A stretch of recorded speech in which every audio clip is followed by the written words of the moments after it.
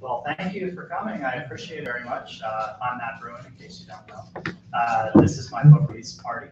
I'm really excited to read to you from it tonight. So what I'll be doing is I'll talk for a few minutes about how the book came into being, and then I'll read from it. And I've always wanted to read from my own book, like some cool people that I know, such as Dale Thompson, right? So that'll be a real nice feeling.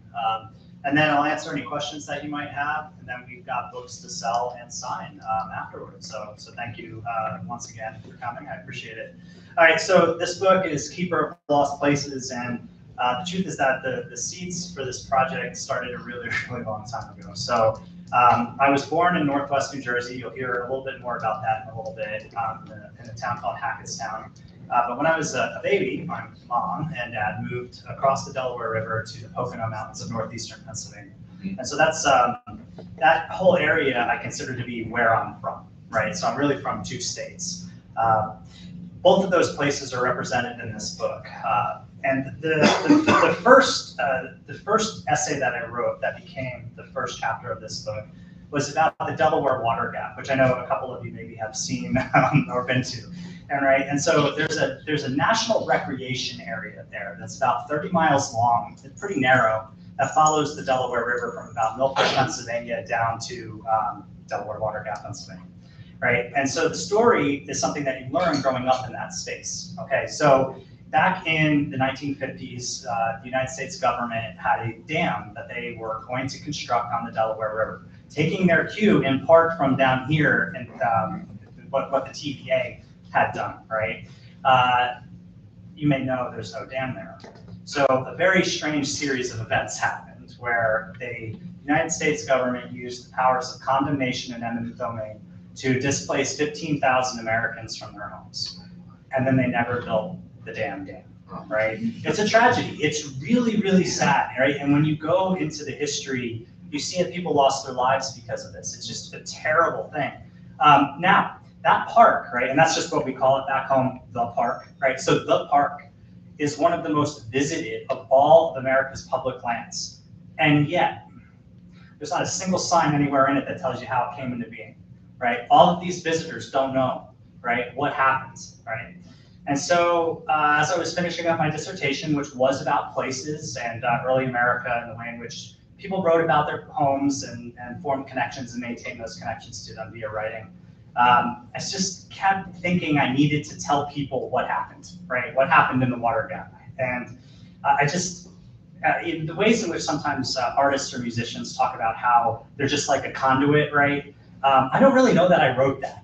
I don't know, right? Like I just felt like the ghosts, so to speak, were pushing me to tell that story. And so when I got this job, I felt secure, right? So that I could do something different. I did not feel like academic writing was the right medium, right? I wanted to be able to use some artistic skill with language in order to tell this particular story. And so I did, right? And I was supported by Young Harris College, Eloise, Mark Rollins, the former dean, Jason.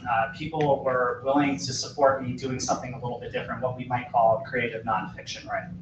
So I wrote about the Delaware Water Gap National Recreation Area and its history and story. And I published it in a magazine, and that was really cool. And then I wrote about it again in a different one, a different magazine. And then I read what I wrote, and people talked to me about it, and everybody agreed it was the best thing I had ever written. Right, so, okay, great. That was a success. Now, 2014, 2015, thinking to myself, okay, what do we do now? Right, so what did I write about? And so I came on to this concept. I wrote about a lost place, right? Lost is a great metaphor here, okay? It gives you a lot of artistic wiggle room. Okay, so I settled on that, and I'm like, okay, well, if this was the beginning of a book, what would the rest of the book look like? And so I thought, okay, well, how about more essays about different American places that were lost for some reason? And so I went collecting. I asked people to look around. The Ohio group back there found me a place in Ohio, Haydenville, Ohio, that's featured in the book. Some places around here, down here in Blue Ridge Mountains. And the next thing I know, this thing was growing, right? When I started writing about down here, I wrote about the Copper Basin. So this is McCaysville, Georgia, and Copper Hill, Tennessee. In the research for that, I came across a scenario in which an illegal adoption ring was run out of the back of a clinic in the 1950s down in Copper Hill, Tennessee. Crazy story, right? Basically, a doctor named Thomas Hicks was essentially selling babies, right? He was a human trafficker. And I wanted to write about it. It received some attention in the 90s, right? Because guess what? Those babies grew up. Right? They grew up, right? And they wanted to know where they came from. And then it all came out, okay? But I noticed that the story had kind of been sitting for a while and hadn't been told by somebody of a different generation. That's one way to put it. And I thought to myself, okay, well, I had formed some connections with people in, magazines, online writing, and stuff like that. So I went to them. I said, hey, I have this idea. What do you think? I talked to one of they're called the Hicks babies. So I talked to one of the Hicks babies and formed a connection with her. Her name's Melinda. And the next thing I know, I wrote an essay about their experiences. I met with some of them. We toured Copper Hill, McKaysville. I wrote about their stories and described them as a family, right? And it was a life-changing moment for me. So I tell you that because that's where my publisher comes in. So Rob Cohen and his wife Christine read my article. They were making a television series about the Hicks babies. Rob perhaps credits me too much with helping with the framing of that, because he said that when he read that essay, he kind of knew how to tell that story, right? So we got in touch, we talked on the phone, and he said, whenever you're done with your book, I'll publish it. Here it is. Thanks, Rob. Thank you very much, right? And so that's how I came into contact with them. Check out Rothco Press. They've done some really cool stuff over the years, right? I feel quite privileged to be part of their stable of writers. I eventually did finish 10 chapters, and COVID hit, and so it took a while before the thing actually came out. I almost didn't believe it when Rob said that it was going to be ready in the spring. It was quite a moment for me. So that's how the book came into being, right? And now at this point, I would like to read to you from it. So I've read the first chapter about the Delaware Water Gap multiple times. I've read about Haydenville, and I've read about my home in the Poconos and all of its abandoned resorts. But tonight, I want to read to you New Jersey, right? Okay, so I guess I'll go ahead and do that. All right, so this chapter, the last chapter, is called Where It All Begins, and it's about a place called Waterloo Village in northwestern New Jersey. Oh, is that better? Yeah. Okay. All right. So epigraph 1. His mind all day flew ahead of the train to the little town, where he had spent his boyhood and youth. As the train passed the river, with its curiously carved cliffs, its cold, dark, swift swirling water eating slowly under the cedar-clothed banks, Howard began to feel curious little movements of the heart, like a lover as he nears his sweetheart. This is from Hamlin Garland's short story Up the Coulee from the 1890s. I picked this that epigraph for a number of reasons, not the least of which is because my grandfather's name was Howard. Epigraph number 2. The nest, I say to you, I, Maximus, say, under the hand as I see it, over the waters, from this place where I am, where I hear, can still hear, from where I carry you a feather, as though sharp I picked up, and the afternoon delivered you a jewel, it flashing more than a wing, than any old romantic thing, than memory, than place, than anything other than that which you carry. Charles Olson, from his poem, I, Maximus of Gloucester, to you. All right. 1. In 1959, a teenage couple rode their bicycles to a big steel bridge that spanned the Musconetcong River. They hid their bikes in the woods and snuck onto the bridge. They took care not to be seen. After all, this was private property owned by Waterloo Village, a historic town converted into an entertainment and wedding venue. The operators of the site were notorious for chasing off the locals who liked to party and play on the grounds. Knowing this, the couple had arrived right around dusk to avoid being spotted. Once on the bridge, the 16-year-old boy jumped into the dark, turbid waters of the river and yelled up at the girl to do the same. Frightened by the height, she hesitated while her boyfriend treaded water waiting for her. Finally, after what seemed to be ages, she jumped and landed right on his head, almost drowning him in the process. In the early 1980s, Two young men in their early 20s parked a car at the end of a dirt road just an hour or two before midnight. They assembled their fishing rods and took care not to be seen. They climbed over the guardrail of Interstate 80 and ran across the eastbound and westbound lanes. True story. Once on the other side of the highway, they crept to the far bank of the Musconetcong. They threw out topwater lures in the hopes of enticing largemouth bass, while a wedding reception was taking place on the other side of the river. They caught several fish and managed not to be seen, until one of them noticed that a large water snake had latched onto one of the fish on their stringer. Frightened, the young man threw the entire stringer of fish, 7 or 8 bass in total, into the river and yelled. Someone from Waterloo Village heard the commotion and began to yell back at them. The young men then turned and ran and climbed back onto Route 80 and bolted across to the safety of the other side. Once back at the car, one of them realized he had left his fishing pole behind. He waited a good half hour and then repeated the journey, successfully retrieving his rod while not being caught. In the late 1980s, a married couple left their young son with the wife's mother and father and headed to Waterloo Village to attend a concert. They were there to see the Allman Brothers Band, the famous jam band that the husband absolutely loved. For once, they were there for a sanctioned event, so they did not have to take care not to be seen. And a field a stone's throw from the ancient village, the couple listened to the long and rambling guitar solos and dynamic piano interludes, and Greg Allman's voice of pain and suffering for 3 hours. It rained the whole time, but they didn't care. By the time Whipping Post played at the end, they were soaked and happy and ready to head home. 2. The individuals in the above vignettes are as follows. The couple on the bridge are the young rule-breaking fishermen are my father and my uncle, and the concert-going married couple are my mother and father. The young son, of course, is me. My family has lived in or near northwestern New Jersey for several centuries. Indeed, they were some of the first white settlers of that region. And in classic American fashion, many of them have continued to live and work in that exact spot. They stayed so long, in fact, that they spent all this time in and around Waterloo Village without even realizing that many of their forebears were actually buried in the cemetery of the town's United Methodist Church. Nathaniel Best, Sarah Ike, or maybe Sarah Ick, not really sure how they would have said it. Jacob Ike and Sarah Tiger and others all gave life to my family. But by the 20th century, they weren't even a distant memory anymore. How does this happen? How do people lose track of their ancestors in this way? How does one family spend so much time in a single spot, so much so that their own history is tightly wound with the history of that place? And why do they keep returning to Waterloo to this day like iron flecks to a magnet? The answers to these questions provide a detailed and introspective gaze into the making and losing of a quintessential American place, the iconic northwestern New Jersey historic site of Waterloo Village. 3. The first of my ancestors to arrive in northwest New Jersey, in the area that would later become Waterloo, were farmers.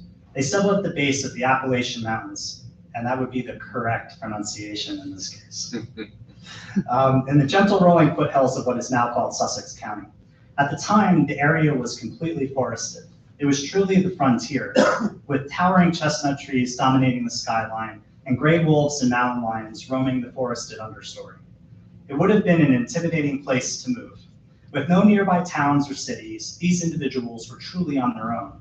Furthermore, the area wasn't initially conducive to farming. It had to be made that way. In part because of the last glaciation, the northwest New Jersey area is littered with something called moraine, a substance otherwise known as glacial debris. To understand how moraine develops, try imagining a wall of ice over a mile high, moving ever so slowly over the ground. Its massive weight allows it to scourge the landscape and pick up rock after rock after rock. Then, when the glacier ultimately melts, it leaves behind this rocky legacy. And this gorgeous building here is made out of those stones, so it'll give you a good idea. And James, here we go, right? Ooh, right, there's the lake.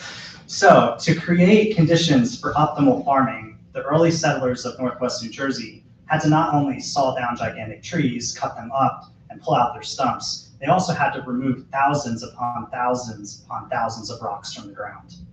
And they did it, somehow, without modern mechanized machinery. Somehow, they did it.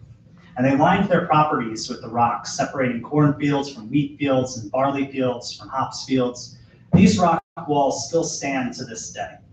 Drive through the region and you will be sure to see the results of this massive undertaking still slithering through the rocky woods like stone effigies to some otherworldly snake god. The early farmers were mostly in it for subsistence. The trees they felled provided the timber to build their homes. Corn fed their cattle and wheat fed their families. Barley and hops helped make early forms of American beer. They slaughtered hogs for the winter and preserved their crops by building ice houses and root cellars in the ground. Anything they had left over, they would sell or trade to bring in new goods. It wasn't a glorious lifestyle, but it worked. Each member of the family had deep value. They were all needed to work, girl and boy, man and woman. The bonds formed between them would have been extremely strong. And when they went to church on Sundays, they would gather with families from nearby. Children that played together outside of the chapels would grow up to become marriage partners, repeating the processes of their parents and eventually giving birth to a new country. Indeed, it wasn't a glorious lifestyle, but I believe in my heart that these were fundamentally happy people. I can still hear their laughter when I walk through their old fields. 4. On a cold winter day about 4 years ago, I guess it was January 2020, how young we all were. Didn't know what was coming. I brought my wife and kids to Waterloo. My children had never been there. I took the occasion to explain the concept of ancestor to them. You know how your grandma had a mommy and a daddy? Well, they also had mommies and daddies, and on and on and on. People fall in love, it's what we do, and it creates a line that goes back forever. My 5-year-old nodded in agreement. My 2-year-old threw another rock in the canal. Such is parenthood. My daughter expressed an interest in visiting her ancestors. I want to meet them, Daddy, she said. I explained that they were dead, but we were about to do the next best thing. I said, well, I can show you where and how they lived in this place. Then we can visit their graves in the churchyard. While we walk around, try to imagine them living and working here. We started by walking along the Morris Canal. Mom, is that right? It wouldn't be Morris, would it? It would be Morris. Morris, yeah. Yeah, right. So there's a little New Jersey for you, right? We started by walking along the Morris Canal, the watery artery that gave life to Waterloo. Boats moved coal from Pennsylvania to New York City along this canal. It's not a river. It's a man-made channel that helped our ancestors trade with places really far away from where they lived. We made our way to a beautifully preserved lock. Here's where they moved the boats up and down so that they could go either direction. That's what really makes the canal special. You can only go one direction on a river, not so on a canal. I pointed to a clear tract of land on the far side of the lock. That hill over there was known as an inclined plane and also helped them move stuff.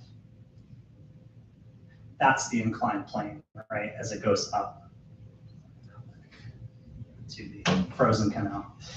We moved on. Soon we came to the grist mill. Notice this chute that's diverting water from the big pool above the lock, I said. They used this to power the mill. You have to remember they didn't have electricity like us. There are no light switches or electrical outlets in these buildings. They needed to harvest the energy from the running water, which in turn helped them grind wheat grain and make things like flour. You know, not flours like the bees like, but the white stuff we use to make cookies. Both children nodded vigorously in agreement about the cookies. We continued our walk through town. Many of the buildings have been restored, but many still have not, including this lovely one, which looks straight out of Stranger Things. Right? It's gorgeous. Waterloo has something of a schizophrenic personality. On one hand, it's been touched by the hand of restoration and wears the appearance of a living history museum. On the other, it looks like a straight-up ghost town. Also depends when you visit, right? As with most lost places, it actively seeks to defy categorization. My wife explained some of the basics about its architecture to the children, debated the differences between late Victorian and Second Empire. What would this be?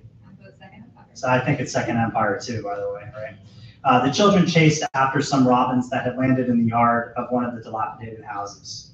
Eventually, we circled back and headed for our final destination, the Methodist Church. Do people still go to church here? My daughter asked. They do. They do, I replied. It's absolutely amazing, but this congregation has been here continuously since our ancestors lived and worshiped here. We walked to the cemetery and began looking for our people. We found Nathaniel and Sarah Best first. These are your great-great-great-great-great-grandparents. They had a daughter who had the same name as you, I said.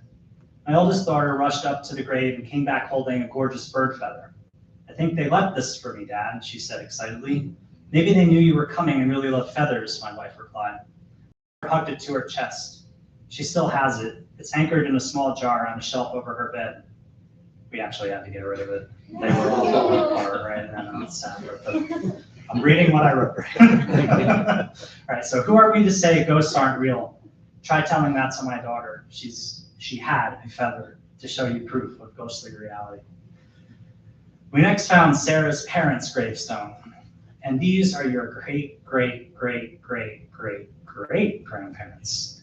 They lived a really long time for people who were born in the 1700s. They must have been really strong and healthy people. This grandma of yours had 8 children, all of whom grew up to adulthood. That's amazing. To this, my daughter asked why she only has one sister. We changed the subject. Before we left and headed back to the car, I suggested that we thank our ancestors for everything they gave us. We wouldn't be here if it wasn't for them, I said. We said our thank yous, walked out to the canal, and followed it to our car. 5. The partially restored Waterloo that my family and I visited takes for its historical baseline the town's time as a waypoint on the Morris Canal. It is easy to overlook the importance of canals to the development of the United States. Most of them have been filled in, and almost none are currently active. If you say the word canal to an average American, they will automatically think of the world's most geopolitically important one down in Panama. But yet, there's a compelling case to be made that the United States would not exist if not for the 19th century canal system. The most famous of this era is, of course, the Erie Canal, a 363-mile behemoth immortalized by the folk song Low Bridge, covered in an incredibly good way by Bruce Springsteen. The song, like many other folk tunes, encapsulate the experience of canal life better than most histories can. Consider the following verses. And I'm not going to sing. I'm sorry, Daniel. I'm sorry, Daniel. Sorry to the karaoke people, too. All right, so we've hauled some barges in our day, filled with lumber, coal, and hay. And every inch of the way we know, from Albany to Buffalo. Low Bridge, everybody down. Low Bridge, because we're coming to a town. You'll always know your neighbor, and you'll always know your pal if you've ever navigated on the Erie Canal. Get up there, Sal. That's the guy's mule. Get up there, Sal. We've passed the lock. 15 years on the Erie Canal. And we'll make Rome, New York, before 6 o'clock. 15 years on the Erie Canal. One more trip and back we'll go, through the rain and sleet and snow. And every inch of the way we know, from Albany to Buffalo. It was the second commodity listed in the above first verse that powered the Morris Canal that ran through Waterloo Village. Bargemen moved anthracite coal from central Pennsylvania to the New York City metropolitan area all day, every day. In fact, there is no doubt that coal from Centralia, the subject of this book's second chapter, made its way along this very route. And the city desperately needed it. Its growth during the 19th century was enormous. Although this next fact may seem unbelievable, I guarantee you that it is true. New York City went from a population of tens of thousands at the dawn of the 19th century to literally millions by the end of it. And these people, immigrant, middle, upper classes all, needed coal to heat their homes. Beyond providing the substance that heated mansions and tenement buildings alike, New York relied on anthracite to fuel the blast furnaces that made the steel that was rapidly transforming the city. If you look at the New York City skyline today, many of those buildings are still supported by steel that was literally made possible by the Morris Canal and the workers who toiled along its path. As the folk song above demonstrates, the towns located along the canal were of the utmost importance. They provided places for hired bargemen to sleep, workers who operated the locks, repair shops for broken equipment, and general stores that provided anything and everything someone might need to successfully complete the journey. And it turns out that my ancestors' hometown was located almost precisely halfway along the Morris Canal. Such serendipitous positioning is what helped transform the sleepy hamlet of Andover Forge into the bustling town that we now call Waterloo. And you may have been wondering this, but its name was changed to celebrate Napoleon's defeat in the 19th century, just to rub it in, right? Nathaniel and Sarah Best lived in Waterloo during the canal's heyday. As such, it would have formed the background of their daily lives. On this barge, anthracite coal. On this one, iron ore. On another, ice, very important, by the way. And yet another, whiskey. I wonder if they ever journeyed on the canal themselves. Although the Morris Canal was almost predominantly a commercial affair, I have read reports that indicated some people took trips on it just to see the surrounding areas. So perhaps Nathaniel took a young Sarah for a ride on an ice barge to see the city being built only 50 miles to the east. What an early date that would have been. Maybe, after they started their family, they took their children for short rides to Hackettstown, the site of my birth, or to Dover, the biggest town in the area and the site of my parents' birth. They could have used the canal to seek medical care in more established areas or to visit family who had left the countryside for the rapidly growing urban areas located nearby. I'm willing to bet that they did these things. The canal was a life giver in more ways than one. The comings and goings of the canal brought economic life to this little slice of northwest New Jersey for over a century. But by the second decade of the 20th century, the railroad had rendered the canal useless and people began moving out of Waterloo Village. Most of my ancestors scattered to places like Randolph or Andover. Some stayed relatively close by in Stanhope and Netcom, and that's where my mom grew up. But almost no one was living in Waterloo by the time the Great Depression hit. It was a ghost town full of dilapidated buildings and an unused canal. Soon after, though, it was destined to enter into one of its many afterlives. I have a thing for abandoned buildings with broken windows that have vines growing in and out of them. Is this a good one? Oh yeah, it's so gorgeous, right? All right, 6. In an ironic twist of fate, the Great Depression might have contributed to the survival of Waterloo. I know that sounds crazy, but hear me out. Because of its centralized location on the Lackawanna Railroad, Waterloo became a squatter's town during the 1930s and 40s. It's hard to put a number on their total population, but quite a few hobos, as they are called that village home during these decades. There is a myth out there that the hobos repaired the abandoned Waterloo buildings and prevented them from falling into ruin. The state, according to this myth, chose not to demolish Waterloo because these people were actively living in it. Therefore, the hobos saved Waterloo. I'm always the cold water guy, so I'm here to pour some cold water on there, right? So it is my belief, however, that this myth is misguided at best. The truth is that Waterloo wasn't torn down because the cost of doing so was prohibitive. Young Harris people, how long was the old dining hall standing, right? A long time. Some of you might have snuck in there. Never, right? In general, demolition is cheaper than construction, but it's still expensive. So in this period, no entity had any extra funds laying around that could be devoted to such an endeavor. Because of the horrible unemployment situation, Depression-era state budgets were an absolute mess, and New Jersey is no exception to this. No one had the time or the energy to do anything about a random abandoned town in the hinterlands of New Jersey. The hobos were just lucky that there was a place for them to live that literally wasn't outside. For me, the myth is reversed. By providing them with stable shelter, Waterloo allowed the hobos to survive the Great Depression. Think of it like this. Riding the rails was a quintessential Depression-era activity. And although images of hobos jumping off boxcars in the American West are ingrained in our cultural memory, the practice occurred everywhere in the United States, including in New Jersey. In the Mid-Atlantic and elsewhere, unemployment percentages near 50% of the working population during the Depression. Out-of-work men, particularly young unmarried men, chose to ride back and forth from Phillipsburg to Newark, or even harder in the New Jersey accent, Phillipsburg to Newark along the Lackawanna Railroad. Along the way, they looked for work where they could find it. They scrounged along the railroad looking for coal that fell off the cars. They scavenged iron ore, stole food and whiskey. They did whatever they needed to do to survive. And survive, they did. In the aftermath of the Second World War, the hobos who received shelter at Waterloo were able to re-enter American society. Many of them might have died if not for the abandoned town they briefly called home. It is during this period that I believe my family lost its connection to Waterloo. An economic depression of immense size is the kind of event that disrupts everything, including a family's ties to a specific place. Who has the time to worry about the past when the present forces a daily battle for survival? Although my family continued to live near their ancestral hometown, memory of their deep connection to it faded. When my grandfather was born in 1945, no one in my family knew that the hobo-infested abandoned village nearby housed the bones of their forefathers. As my family lost touch with their heritage, another wave of human life and experience had washed over the old canal town.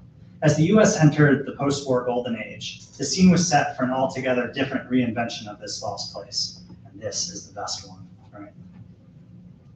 Not what you were expecting to see. This is my man Eddie Vedder doing Eddie Vedder shit in the early 1990s at Lollapalooza 2, right, in Waterloo Village. Just love it. All right, 7. In the late 1960s, a few local businessmen founded the Waterloo Foundation for the Arts, a nonprofit entity that was designed to raise funds for the restoration of the village. One of the foundation's first acts was to make Waterloo a living history site. Local folks and members of the foundation acted as blacksmiths and canalmen and mill workers, entertaining school children for several decades. Both my mom and dad experienced the living history of Waterloo when they were children on field trips and stuff like that. So of course, neither of them knew about any of their family members' connections to this place. And to be clear, it was more my mom's line than my dad's line anyway. Right? My mom probably walked right next to her great-great-great-grandparents' graves without even knowing it. The foundation quickly learned that restoration is quite pricey and that they needed alternative revenue streams. Grants and donations were not going to cut it. They came up with a really unique and effective idea. Turn some of the land outside of the village into a concert venue. So in the old fields that my ancestors used to grow wheat and hops, Waterloo erected a stage and leveled ground for a parking lot. The first concert happened in the late 1970s. The acts that played the Waterloo stage comprise a jewel-worthy list for any fan of American popular music. And here's just a sample. Muddy Waters, Johnny Cash, the Beach Boys, Arlo Guthrie, Roy Orbison, Bob Dylan, Neil Young, the Steve Miller Band, Stevie Ray Vaughan, John Denver, Ray Charles, and Ringo Starr. Like, oh my God. There really aren't any bigger names than this. In addition, acts from the alternative rock revolution of the early 1990s also played at Waterloo, including 9 Inch Nails, Jane's Addiction, Rage Against the Machine, Pearl Jam, Soundgarden, Red Hot Chili Peppers, Blink-182, and Alice in Chains. It's a veritable who's who of alternative rock. I'd like to think these bands, at the very least, shook the gravestones of my ancestors. Waterloo also played host to country acts, as you could probably tell from the above list, the musical genre favored by my grandparents. So, several decades after falling in love on the steel bridge over the Musconetcong River, also we just call it the Muskie, right? So the Muskie River. Right? My grandparents went to see Charlie Pride play at Waterloo. Again, while they swayed to the beautiful lyrics of Kiss an Angel, Good Morning, they had no idea that they were dancing on land that had once belonged to their family. And yet, I still feel like the land does belong to us, to them as it does to me and to my daughters. And I don't mean to imply that we have some kind of ancient legal claim over Waterloo and its environs, or that we have squatters' rights or anything like that. That being said, I do really believe that a deep-seated spiritual attachment to place can transcend the boundaries of time and space, that it can be passed down even without conscious knowledge of its existence. Is it any coincidence that my cousin regularly took her son to walk the grounds at Waterloo, even before I told her that her ancestors lived and were buried there? Is it a coincidence that my wife and I considered it as a venue for our wedding? We ultimately chose something else. But was that bird feather left on Nathaniel and Sarah Beth's grave really the result of chance? I don't think so. Waterloo runs deep in our blood. It's our home. It's where it all began. 8. Not everyone is as lucky as we are. Most people don't have their ancestral hometown preserved in any fashion whatsoever, especially if said town is in a rural area. And even if that hometown is actually a city, what ends up happening is, well, demolition. The New York of 2024 bears little to no resemblance to the New York of 1924 or 1824 or 1724. That's what cities do. Space is at a premium, so buildings get torn down. As a consequence, the past is erased. But Waterloo remains. Currently, it is part of the Alamuchi State Park. And to be clear, you're allowed to fish there now, right? And I still don't think my dad gets this, right? I really don't. I think he still thinks that you got to sneak in there. It's really funny. As such, it is supposed to be, it is supported by state money and various grants and will be for the foreseeable future. The word in Northwest New Jersey also, by the way, is that they plan to bring back music festivals. I haven't seen that happen yet, and COVID may have ruined that. I'm not really sure. And to me, this is important, right? Waterloo is so much more than a canal town or a ghost town or a squatter's paradise. It is a place of love. It is where early Americans met, fell in love, got married, and raised families. It's where their descendants broke the rules and fell in love while swinging in the air above the river. It's where generations of lovers flocked to the Waterloo stage to hear their favorite musicians play. When viewed this way, Waterloo Village transforms into a museum of that most important and foundational human emotion, romantic love, and all that springs from it, including this.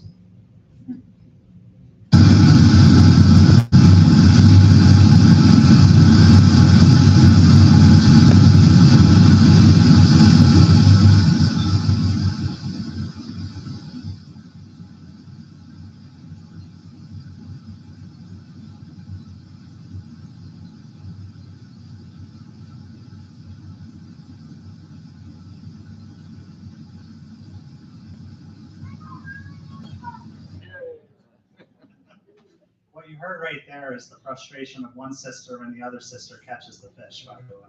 But that was from this past summer when the three of us caught, I don't know, 50 fish out of Waterloo. And again, is that really a coincidence? Or do we just know how to do it, right? All right, so thank you so much. I appreciate you.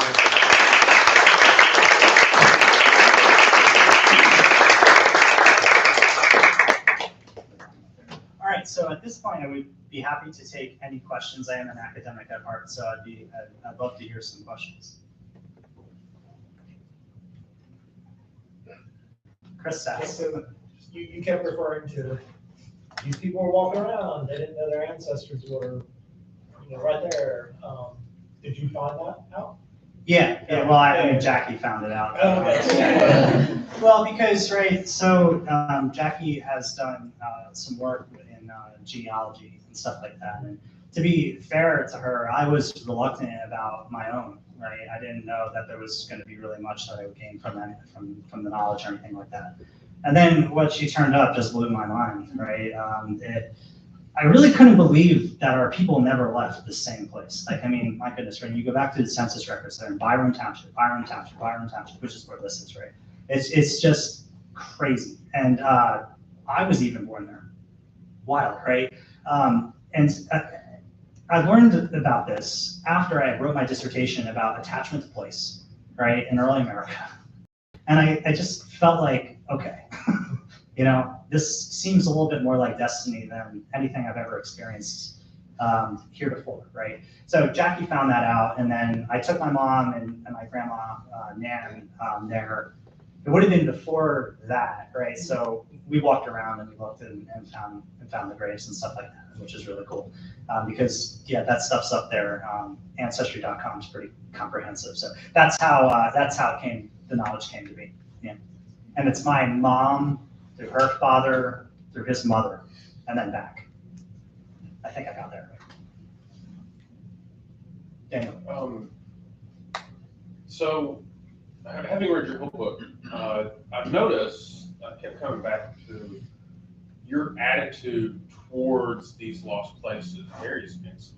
Like you are, as you gestured towards, you were still pissed off. Oh my gosh, yes. Right? Yes. I can hear the anger in your voice. This is, your attitude toward this place is almost nostalgic, celebratory, and that sort of stuff.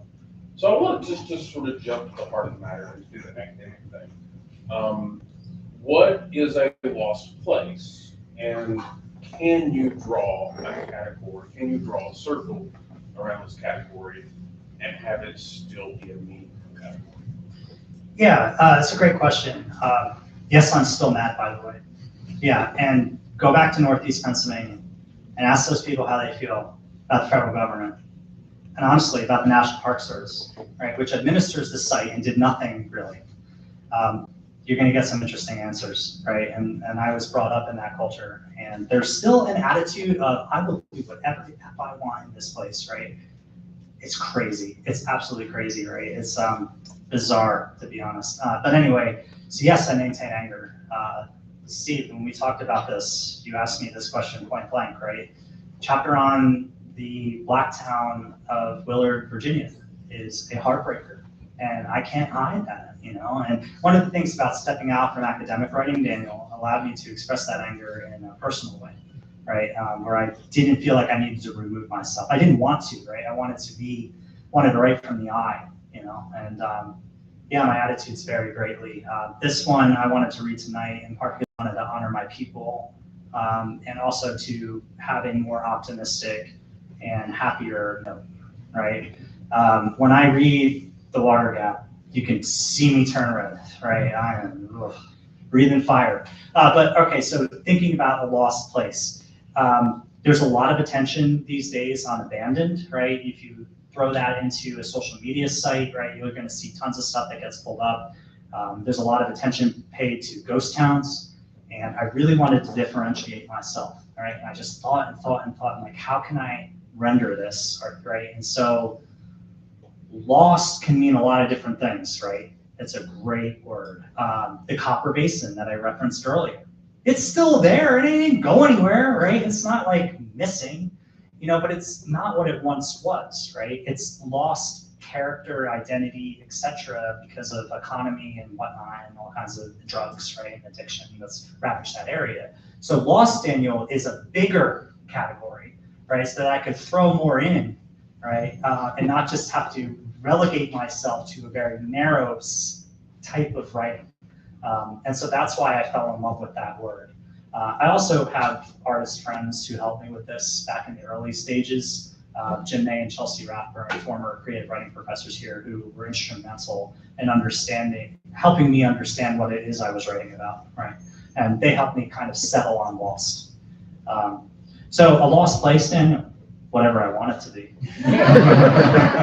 Thank you, great question. Jen? Yeah, kind of jumping off of that, and can your transition from more academic work into what seems to be a very creative project? Like, how did you find your writer's voice in this? Like, how did you find yourself making decisions about the structure of this project and yeah, like what it ultimately ended up being? Well, thank you for that question. That's like that's a very personal question. Yeah, no, but kind of like a form question, and I love it. One of my NYU friends, Rebecca, was instrumental in helping me understand how to write this way. We co-wrote a piece together. So I credit her in the acknowledgments for helping me with that.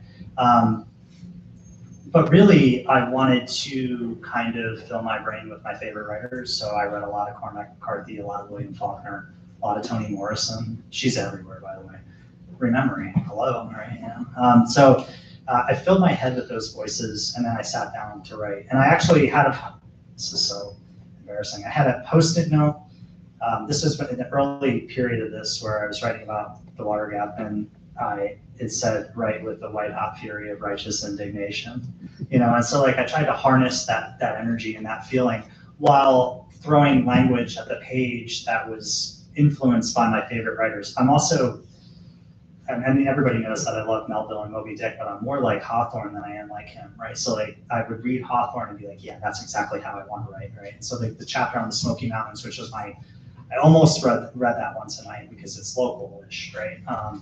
I really wanted to be like Nathaniel and thinking about the ways in which things lurk in the woods, right? And what's hiding behind those trees. So when it came to capturing that voice, I credit my friends to some degree in the early period with kind of figuring out how to do that. I credit my influences, my artistic influences, which are those writers that I described. Yeah, and then a little bit of it is me. I don't know. It's just I write.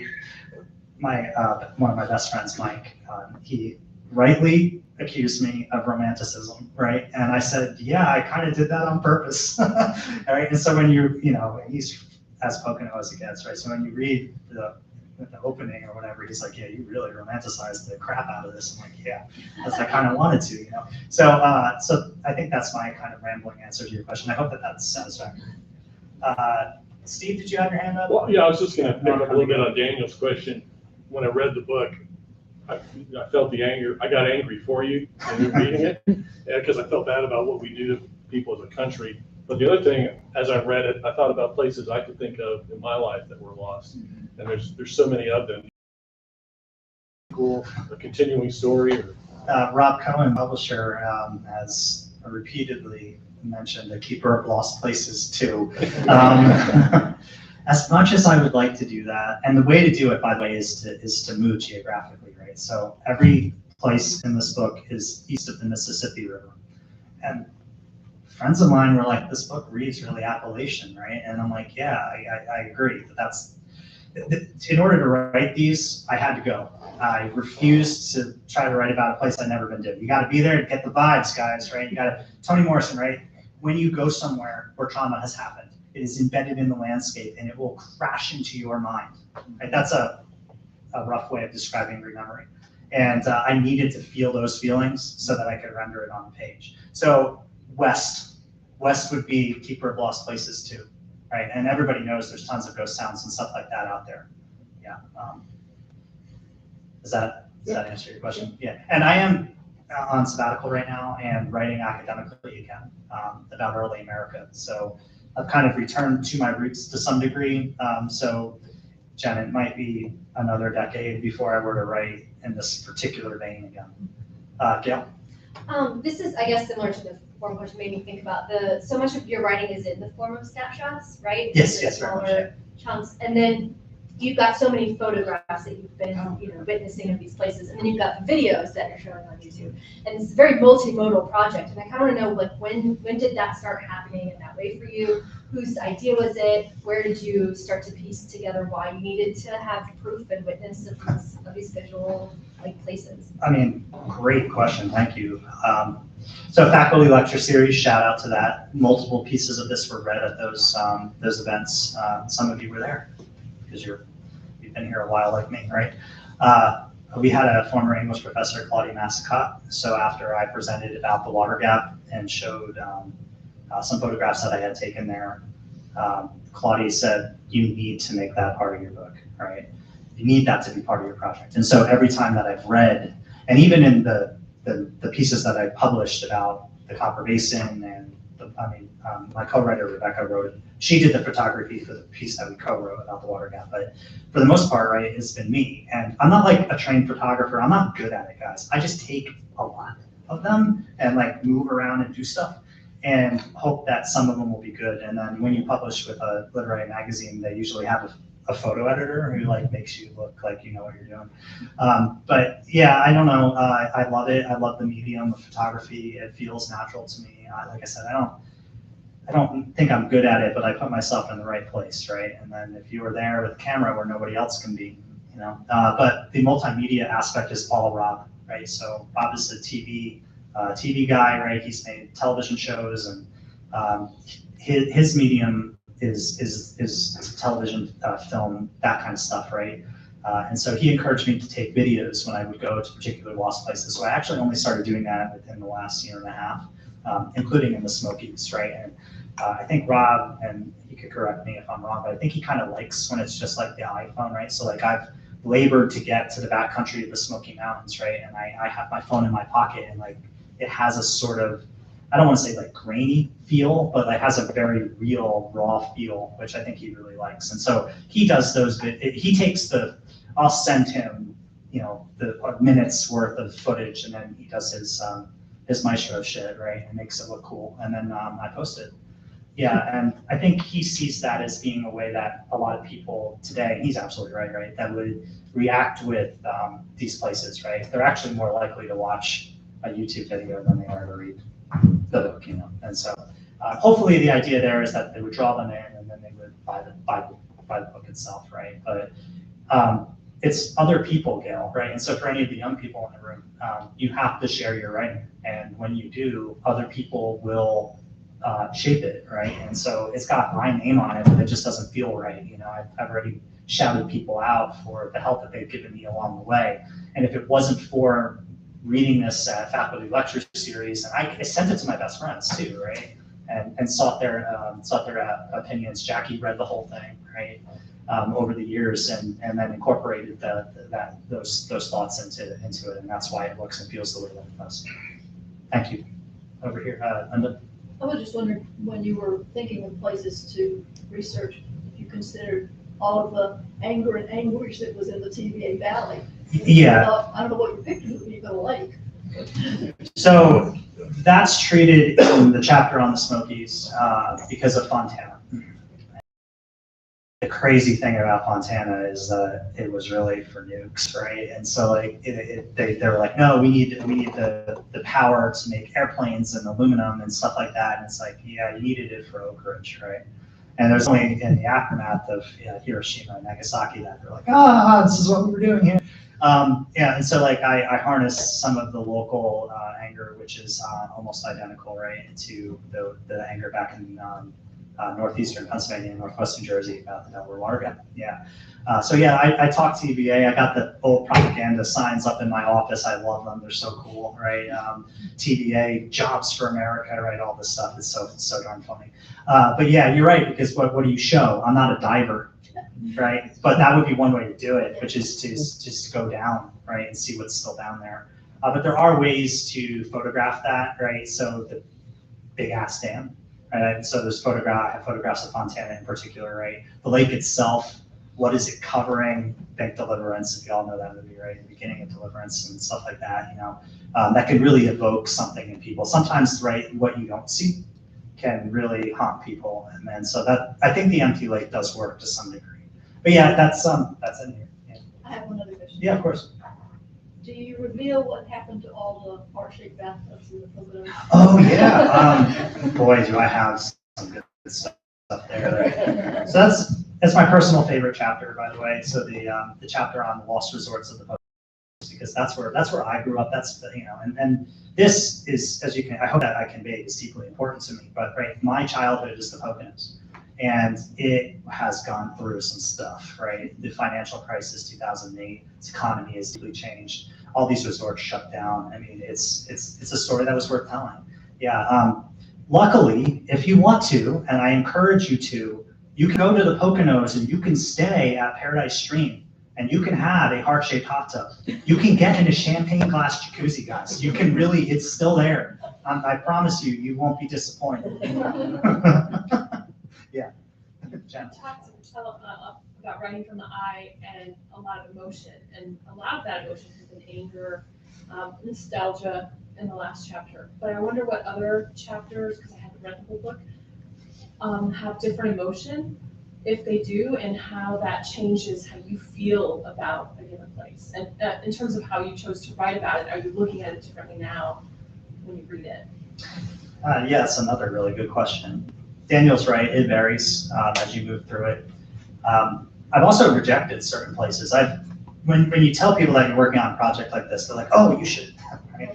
And I always would look, right? But I needed to be able to build, so some of the stories that I found where there just wasn't enough like meat on the bones to be able to flesh it out, right? These chapters vary between about 4,500 words and about 7,000 words, right? And some of them you could really vignette it, right? And write super short stuff. So there were some places that didn't make the cut, in part because I didn't feel like I could capture enough to be able to make it to like a full chapter. But really, I let the place guide me. That's what I don't really believe in ghosts, but I believe in Toni Morrison ghosts, right? Remembering. But I let the ghosts guide me, right? And let them lead me to emotion, to the affect that gets buried in the writing. And it will just depend. The chapter about Ohio has a lot to do with labor, right? And wage slaves and the type of existence that those folks had. And it's maybe a little bit different because I didn't know them the way that I know people that got hurt because of Tox Island and the water gap, right? And that's locally what that issue is referred to. You just say tox and people just want to kill somebody, right? So it would vary. I let the place guide me, and they needed to be big enough stories to make a full chapter. Thank you. Anybody else? Okay. Is this you? That is not me. And there's Rob is a master, like I said, so he made this. And there's one key way to tell it's not me, Michaela. There's no fishing pole. I don't go anywhere without a fishing pole. I'm not kidding. So I do wear a backpack. I do hike into the backcountry. I do go into abandoned factories, right? but always with a fishing rod in hand or and a case on the back of the backpack. Actually, I'm sorry, multiple fishing poles, usually 3. That's usually how many I'm carrying at any given time. Yeah. Also, I don't roll up my pants. But no, that's meant to evoke me, and I think it does a great job. I love the cover. I think Rob did an amazing job, but thank you. Lars? Can I do another academic thing, which Oh, yeah. is where I ask you a question about something that I am interested in, implying that you should be interested in it too. Okay, great. Well, what I'm curious about as a historian, and as a historian of another lost place in East Germany, but like I'm curious about if there's anything about the broader place, right east of the Mississippi, if there's anything about American history that ties these places together in terms of why it is that they're lost. Like there are other through lines. I mean, I don't know the whole book yet either, but like I have instincts, and I think that's like another really interesting thing, another thing that probably makes you really angry sometimes, right? Yeah. Oh, thank you so much for that question. Boy, I'm ready to answer that one, right? So, yeah, this is a work of creative nonfiction, but it has a traditional academic intro. And so I tell you all about what I learned. Well, And and so there you will see that, and I don't know, I think I can maybe say some of them off the top of my head, but there are a couple of lessons here, right? So the biggest way that we lose American places, specifically the ones east of the Mississippi, would be true of the West too, but really it's economic change, right? It's economic change, it's globalization, right? It's that same old story. And that's what happened in Ohio. They just don't make brooks there anymore, right? Somebody else does, and they're moved here. Economy is really the big pusher, right? And as the United States is growing, and it starts to change sourcing stuff from, these places they're gonna be lost in a lot of ways. Something like a railroad, right? So when you have a technological development that outpaces the former, so what we just read about. So as soon as the railroad hits the ground, like, I mean, forget it, right? Like nobody wants to use a canal anymore. Come on, it's slow, you know? And so like any place that had a location on a canal, not all railroads followed the canals, right? And so if you were a canal town and not a railroad town, forget it, you're dead. So economy is a big one. Another one is disaster, right? So there's some of that in here. I write about a very unique small town in Maryland called Lapidum, Maryland, which was destroyed by an ice flood. Yeah, an ice flood, right? This is some northern stuff for you guys, right? So yeah, so like what happens is in really cold winters, rivers dam themselves, right? And then they melt. And when they melt, all that ice that was there, right, it comes crashing down. And so it just wiped this town off the map, like just completely demolished it, right? This is on the Susquehanna River near the Chesapeake Bay's head. Yeah. There ain't much there. There's a foundation and a canal lock, and that's it. It's gone. So disaster is certainly, I thought about Galveston, right, like the hurricane in like early 1900s, something like that.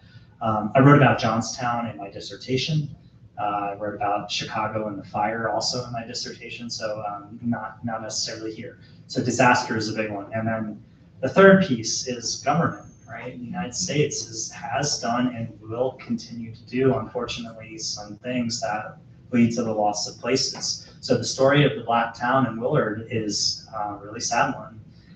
They needed to build an airport, Dulles International Airport. So they originally picked Burke, Virginia. It's a pretty well-to-do suburb comprised mostly of white folks. I mean, it's definitely diversified now, but yeah, and guess what? They were like, no, don't build it here. So where do you think they built it? They built it on Blacktown, and they kicked them out, and it's gone. It's that one, there is nothing.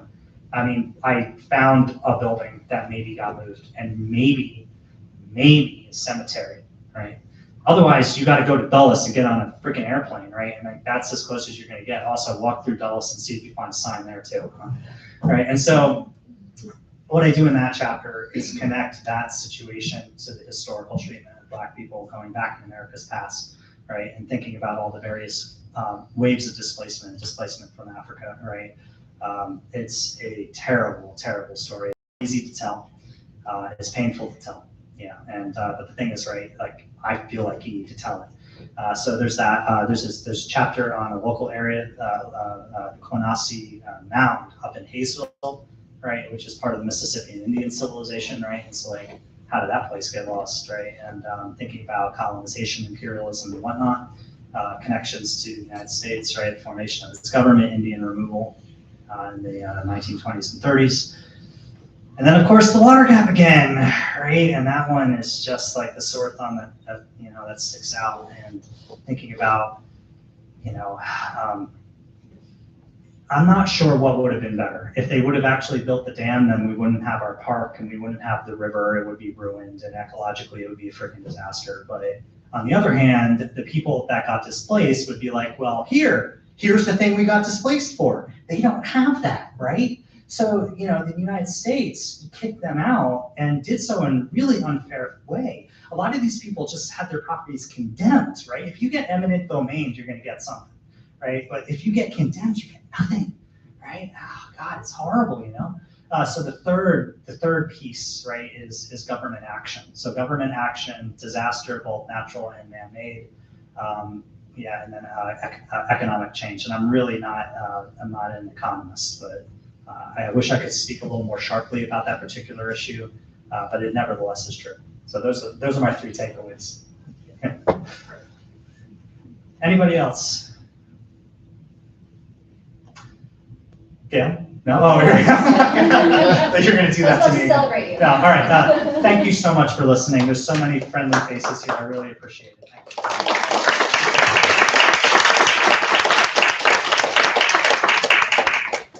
All right, so at this point, I'm going to offer to sell some books or sign them if you have them already. I'm going to do that right up here. We can kill the live stream at this point. Thank you. All right.